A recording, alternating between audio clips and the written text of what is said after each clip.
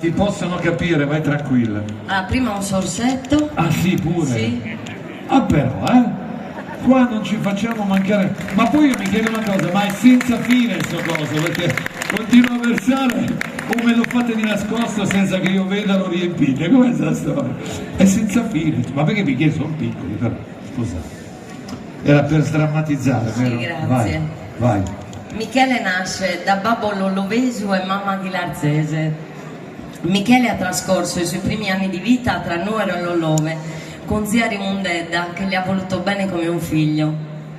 Diventa nell'arco di 10 anni il secondogenito di 6 figli e mostra per ognuno di noi un senso di protezione che lo rende speciale, al punto però che con noi sorelle oltrepassava il limite e spesso temevamo per l'incolumità dei ragazzini che si soffermavano a parlare con noi per più di 5 minuti. Hai capito?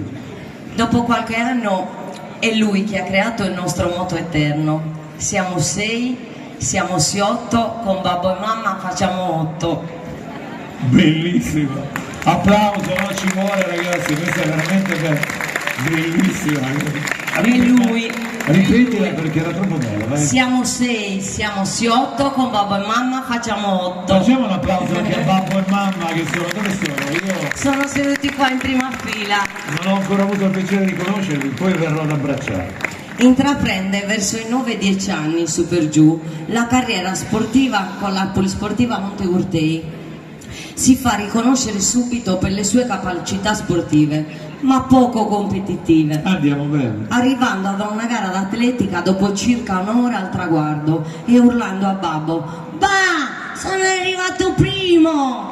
Peccato che non si era minimamente immaginato che gli altri erano già arrivati da un pezzo. Però non si arrende e si dà agli sci con Gianfranco Fratello. Tutto fila liscio, sin quando non gli è scappata la mano e in una bellissima giornata dove Nuoro era completamente innevata, lui e i suoi compagni della famosa crica Tauledda non decisero di smontare completamente le persiane di una casa abbandonata per sciare nell'attraente discesa delle scuole elementari Cioè, del nostro proprio- vicinato. Se può sentire, però... Ovviamente non tardarono ad essere tutti scoperti e puniti per la bravata. In quegli anni di piena preadolescenza e adolescenza, Michele si distingueva per il suo carattere vivace, molto vivace. Per un attimo, letteralmente parlando, intraprese persino la carriera di spogliarellista, buttandosi nella mischia di una discoteca dove si ballava solo con i pattini ai piedi. Tutti lo spingevano, sin quando non fece una spaccata che gli stracciò completamente pantaloncini e boxer, lasciandolo scoperto in piena mischia delle sue parti più intime. Wow. Ha rischiato lo scalpo, quella è stata la serata in cui ho riso di più in tutta la mia vita. Posso immaginare. Michele, sino all'ultimo, ha amato e protetto la sua dignità. Forse per questo aneddoto io no, ma ci tenevo troppo a dirla. No, ti perdonerà. È sempre stato molto pudico e delicato nei confronti di qualsiasi altro, se non è che gli schiacciavano il piedino da gigante, più che a lui, a tutti i suoi cari. Guai a chi gli toccava le persone a lui care.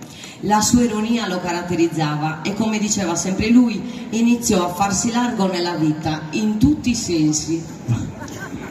La sua intelligenza e caparbietà lo portarono a 22 anni ad aprire la sua attività di concessionario venditore. A 24 anni, sotto tante docce e tante serate in cui non smetteva mai di cantare Bennato, contagiandoci tutti, si inserì nel coro sul Nuoresu, che come potete notare non ha mai abbandonato, anzi. Sin da ragazzini, tutti insieme, uscivamo e giocavamo nelle scuole elementari in Montegurtei ed è così che nasce quel furtivo, chiamiamolo così, incontro con quella dolcissima e timida ragazza di Natalina. Era il 6 aprile del 1986, 2 creature, lei 13 anni, lui 14 anni.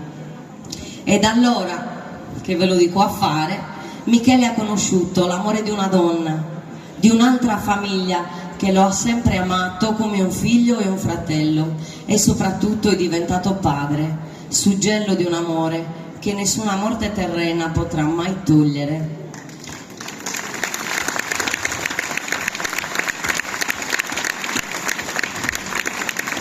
era un leader e un grande oratore. In ogni conversazione non mancava mai più di 10 volte ok, questo lo faceva sempre. Stai capendo? State capendo? Ci sei? Ora più che mai vorrei gridargli se ci siamo, sì che ci siamo e questa sera siamo tutti per te, perché è bello poterti dedicare del tempo, delle emozioni e condividerle tutte insieme proprio come a te piaceva. Ciao fra di me, grazie per quello che ci hai dato, donato e lasciato. Grazie. Continuate con l'applauso perché è un momento veramente in cui